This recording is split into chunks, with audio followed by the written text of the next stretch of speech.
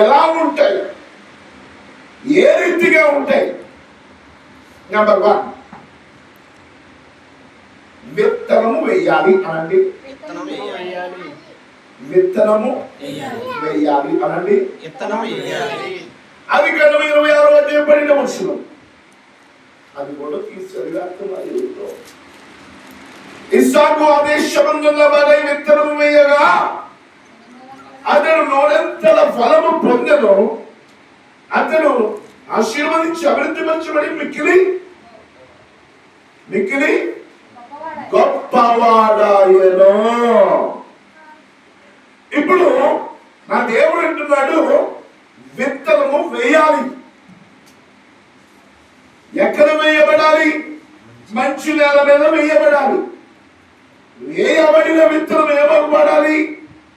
ఫలించాలి, అభివృద్ధి పరచబడాలి, ఆశీర్వదించబడాలి, గొప్ప చేయబడాలి. ఇంతకీ మంచి నేల మీద వేయబడాలంటే ఏం చేయాలి? విత్తనము అంటే కీర్తనకారులో ఒక మాట ఉంది. 1వ అధ్యాయం 1, 2, 3 వచనాలు తరం మాకండి. నేనే చదువుతా.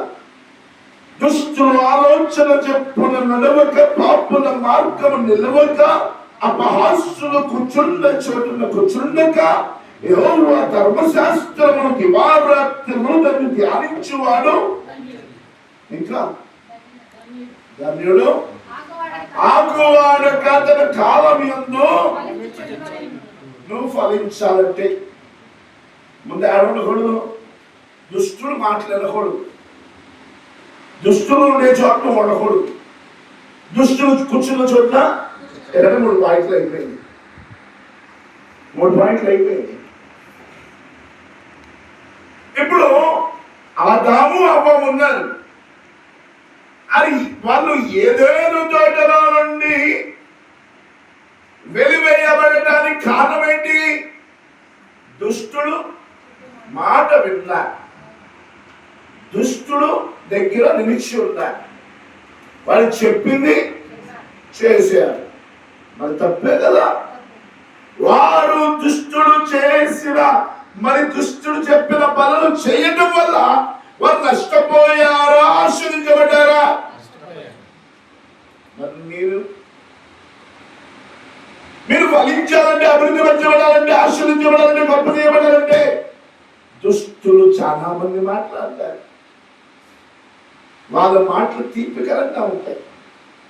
వారి మాటలు చాలా చాలా బాగుంటాయి, మృదువుగా. మరి జాగ్రత్తగా ఉండాలి. ఆ మాటలు దేవుని నుండి దూరం చేస్తాయి. ఆ మాటలు దేవుని నుండి మనం చెప్పేది. ఆ మాటలు ఆత్మీయ జీవితాన్ని కూల్చేస్తాయి. ఆత్మీయ జీవితాన్ని కూల్చేస్తాయి. మనం ఎప్పుడు ఎక్కడ ఉండాలి తెలుసా? ఆకువాడక తన కాలం యందు ఫలమించు ఫలభరితంగా ఉంటుంది. అంటే అది ఎక్కడుందంట? నీటి గారున నాటబడినదై.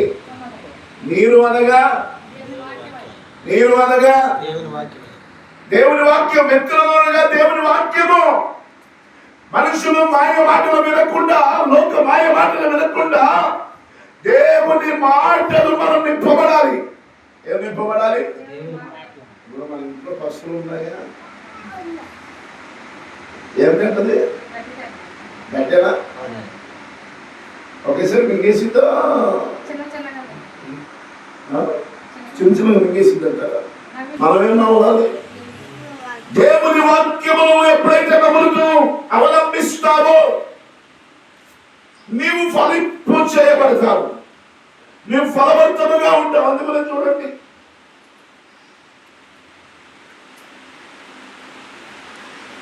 కీర్తన గ్రంథం 8వ అధ్యాయం 15వ వచనం. లూకాసు సువార్త 8వ అధ్యాయం 15వ వచనం. లూకాసు సువార్త 8వ అధ్యాయం 15వ వచనం.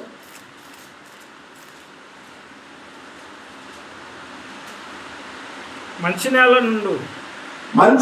నుండి విత్తనము పోలిన వారు ఎవరని?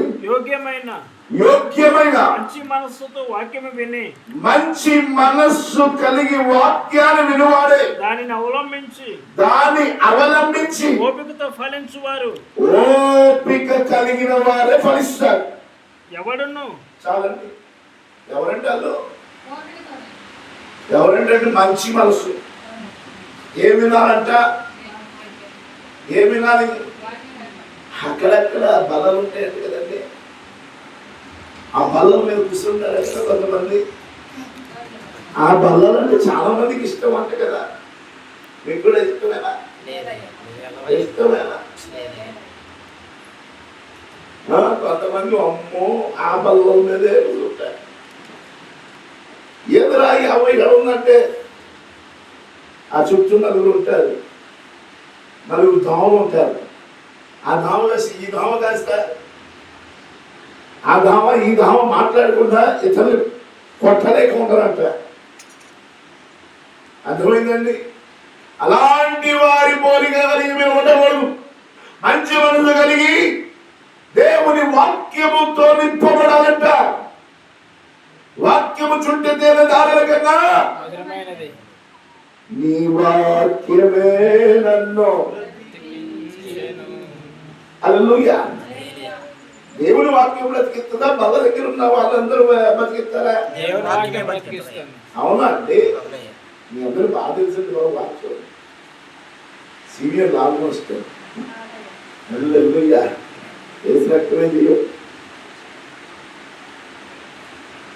అందుకనే మనం మనుషుల మాటలు వినకుండా దేవుని మాటలు వింటే, దేవుని మాట ఎప్పుడైతే మనం నింపబడతామో మనం ఫలింపు చేయగలుగుతాము, మనం ఫలించగలుగుతాము, మనం అభివృద్ధి పరచగలుగుతాము, విస్తరింప చేయబడగలుగుతాము.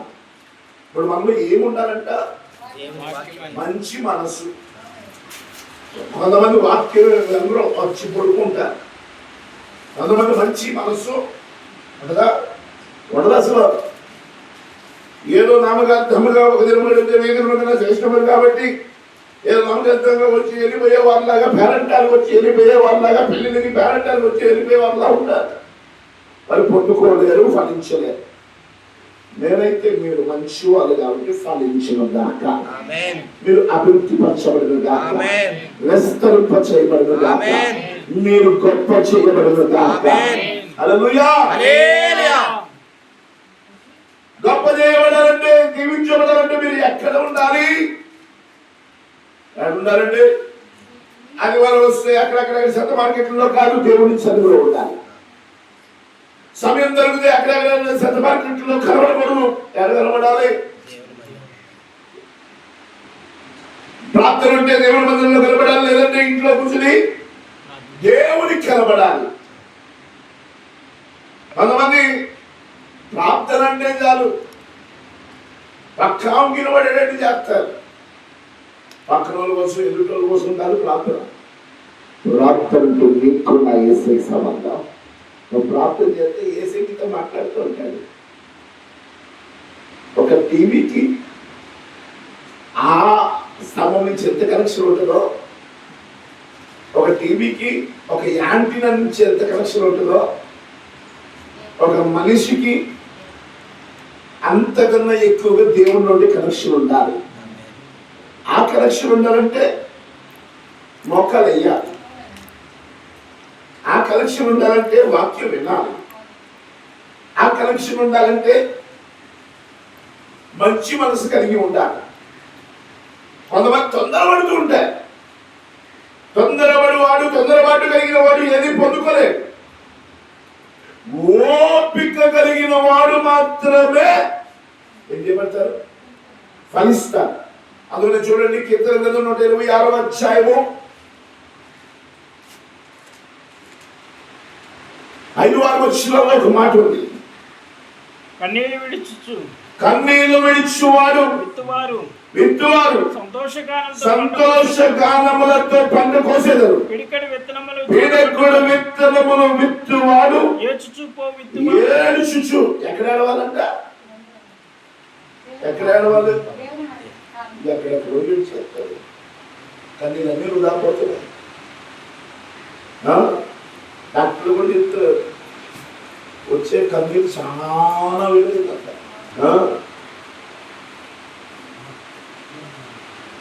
ఏడ్చుతూ విత్తువాడు ఏం పొందుకుంటాడు తెలుసా? సంతోషముగా నూరంతలుగా పనులు మోసుకుని వెళ్తాడంట. నేనంటున్నా ఈ నెలంతా మీరు మోసుకుని వెళ్ళండి. మీ జీవితాలు సంతోషం కలుగునుగా. మీరు ఎప్పుడు ఫలించునుగా. మీరు ఎప్పుడు అభివృద్ధి పరచబడునుగా. సంతోషముగా పట్టుకోయినగా. ఆనందముగా అభివృద్ధి పరచబడునుగా. విస్తరింప చేయబడునుగా. మీ కుటుంబాలు గొప్ప చేయబడునుగా. నా దేవుడు మిమ్మల్ని మీ కుటుంబాలు గొప్ప సాక్షిగా నిలబెట్టుకునుగాక. నాతో నీవు చేసిన నిబంధనలన్నీయు నెరవేర్చుచుంటివే. నీతో చేసిన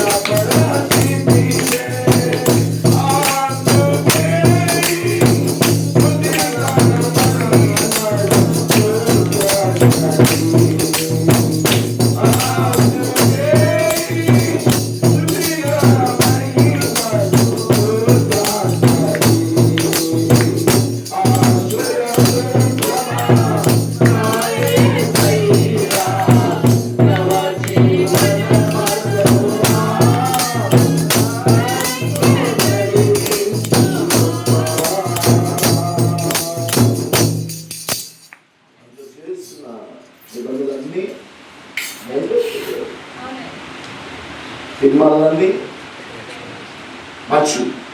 మొట్టమొదటిగా నువ్వు ఫలించాలంటే విత్తనము వేయాలి. విత్తనము అనగా వాక్యము. విత్తనం వేయాలంటే ఇదిగో కన్నీటితో నువ్వు దేవుని చేత నువ్వు నాటబడినప్పుడు ఫలిస్తావు. నాటబడినప్పుడే ఫలిస్తావు. మొట్టమొదటిగా విత్తనము వేయాలి. రెండోది దేవునితో ఒక నిబంధన చేయాలి. చెప్పండి, దేవునితో ఒక నిబంధన చేయాలి. చేసిన నిబంధన తప్పేమనుకో చాలా జాగ్రత్త, కఠినంగా ఉంటుంది.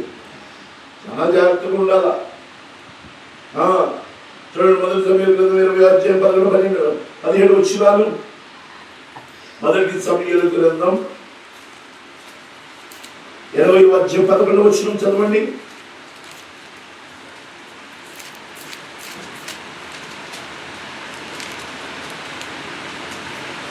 మొదటి సమయాల గ్రంథం 20:11 వచ్చిన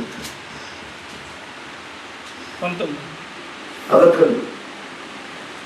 అందుకు యోనాతాను పొలంలోనికి వెళదాము రమ్మనగా ఇతరును పొలంలోనికి పోయిరి. అప్పుడు యోనాతాను, ఇశ్రాయేలులకు దేవుడైన యెహోవా సాక్షి, రేపైనను ఎల్లుండి అయినను ఈ వేళప్పుడు నా తండ్రిని శోధింతును.